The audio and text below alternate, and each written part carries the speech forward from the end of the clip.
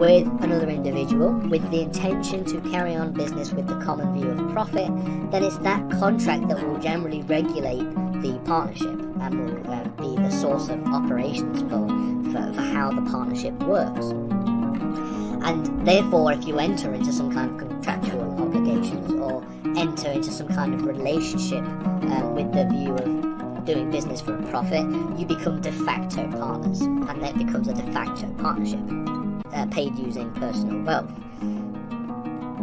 On the other hand, we have a partnership, and it's really the 1890 Partnership Act that identifies really what a partnership is, and it says, I'm just going to read it word for word, that the relationship which subsists between persons carrying a business in common with the view of profit. This is what a partnership is. And really, a partnership will often be regulated by way of contractual obligations to how company laws should be regulated within particular states. We also talk about international company law, and while they will play a role, obviously the EU is going to play a major role when we're talking about different ways in which company law operates in the UK, we're not going to focus on them specifically. So let's begin to talk about companies themselves. So that's the sort of housekeeping done and out of the way. Let's talk about specifically what we are talking about with companies. And we're going to begin by looking at what are the different kinds of requirements for the business to take shape. And a very good example of that would maybe be a bank. A bank often offers business loans to individuals who are wishing to start a business. And these are the people that, infuse the business with a certain amount of capital to be able to get off the ground. You also have customers and clients. So if I go and walk into a shop, I'm going to purchase an item from a shop, is that there are no protections if this particular business fails. So if you accrue debts throughout the operation of your business, which is something that generally happens all the time, it's a natural part of business, you accrue debts. Well then, if you are unable to pay said debts, you cannot have those debts written off in the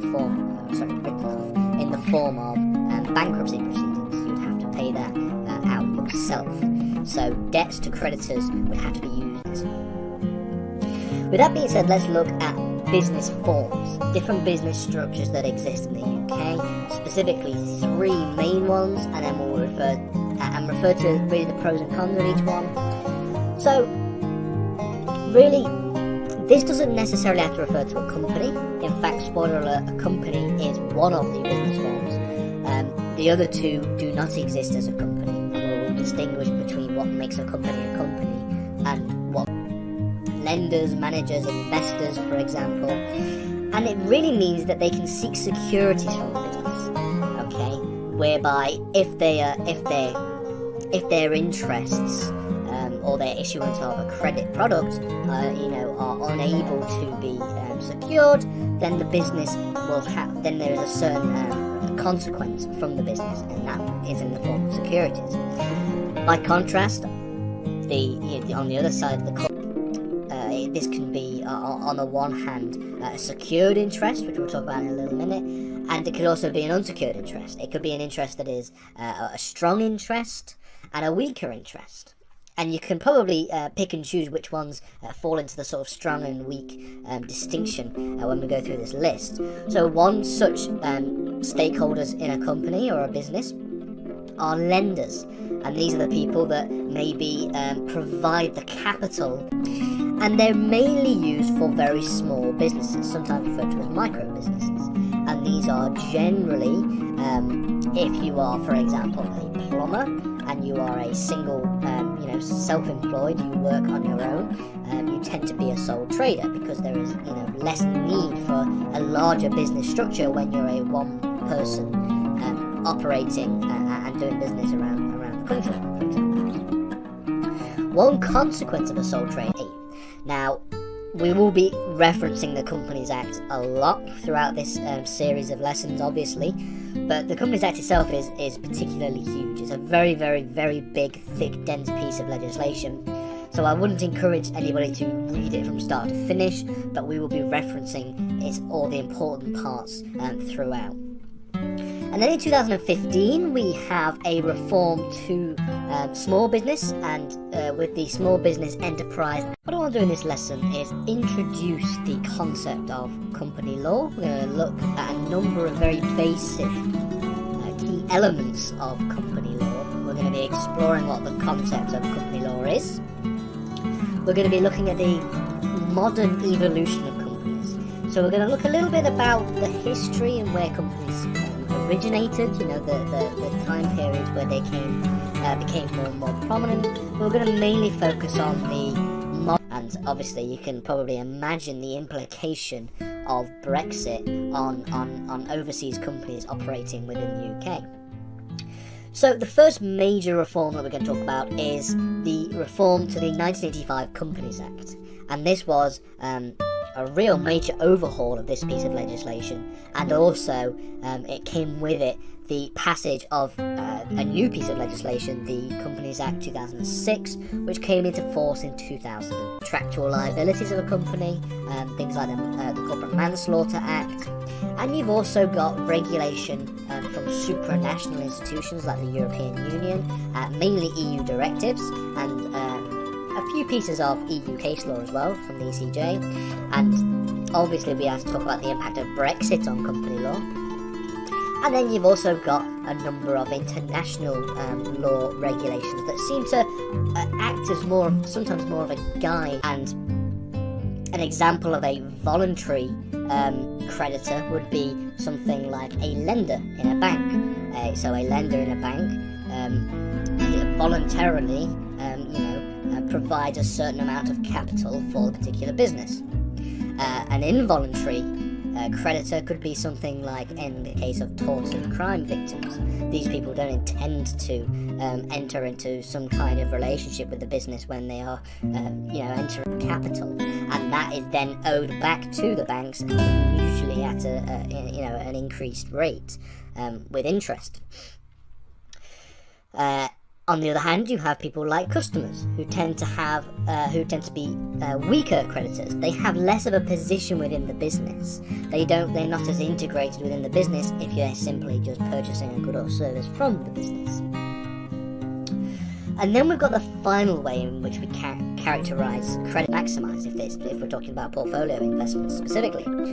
Employees as well, they have interests within business structures because they are relying on the business to pay them a particular wage for particular work, for particular labour. And other different, maybe more smaller, different stakeholders, people like tax authorities. So taxes are interested in making sure businesses pay the amount of tax that they owe. And so really an Employment Act 2015, then we start to see the larger reforms that took place, specifically in response to particularly the COVID-19 pandemic. So one example of this is the Corporate Insolvency and Governance Act from 2020. And this act provides new mechanisms and new methods for a company to restructure, and also for company rescue and company recovery. Now, we will be talking about land law or law of tort, where there are obviously lots of changes that take place, but the base structure and the basic principles tend to remain pretty much the same for a long period of time. Company law is very different. Company law changes a lot, and especially when it comes to the implication that different constitutional reforms has on the business world and on business practices. A very good example of that is Brexit. In countries like England and the Netherlands, we've got, for example, one of the most famous and arguably the largest was the East India Company that spanned across the empire.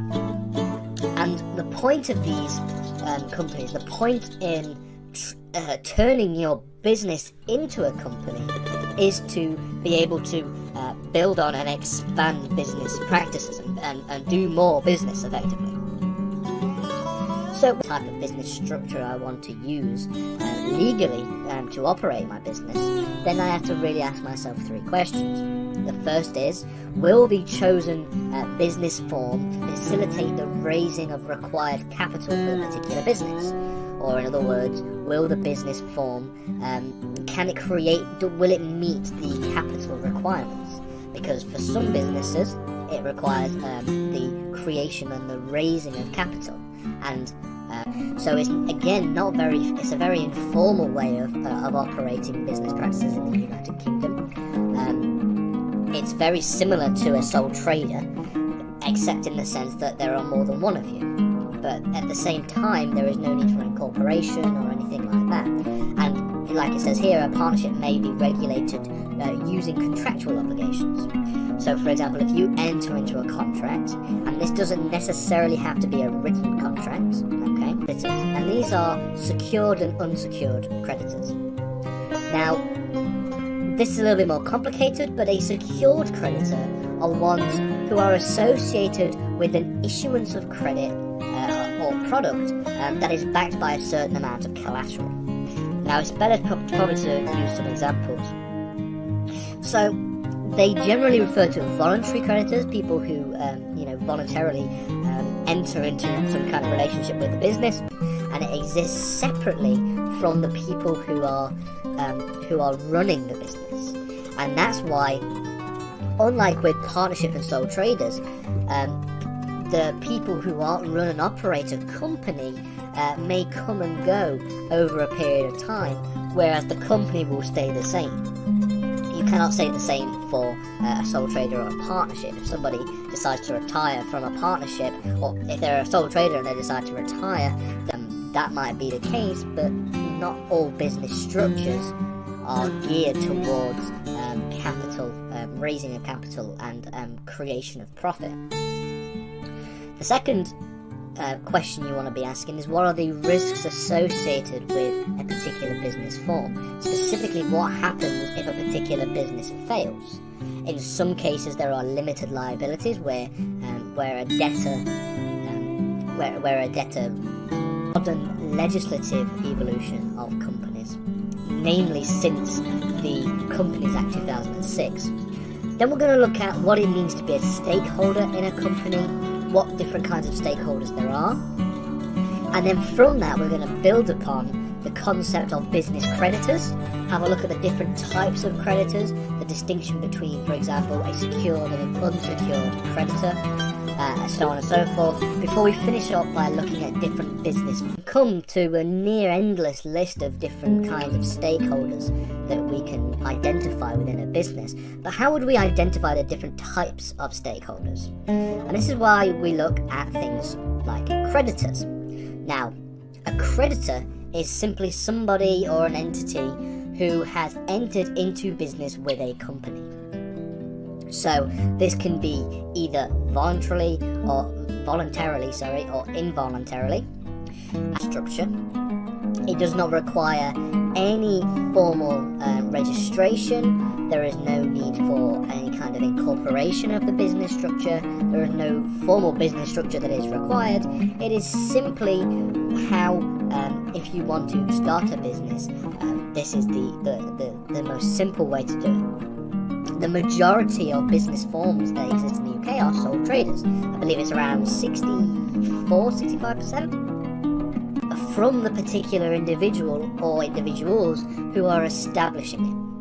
So it means in order for a company to exist, there has to be a process of incorporation. And this process is a way in which a company exists legally as its own separate person within law. In the UK, this is done at Companies House, and so a company is really a business form that has undergone the process of incorporation. When it comes to the specifically the legislative evolution of company law, it should be noted that there have been quite a few interesting changes in very recent years, and by very recent I mean literally last year. So really we're talking about since 2006, because it's important that we look at the sort of modern evolution of company law, because company law changes quite a lot. It's not like legal proceedings against them, but they nonetheless are becoming creditors within a business practice. We can also divide creditors between strong creditors and weak creditors, and Really strong creditors include those that have a stronger position within the business, maybe have stronger leverage within the business.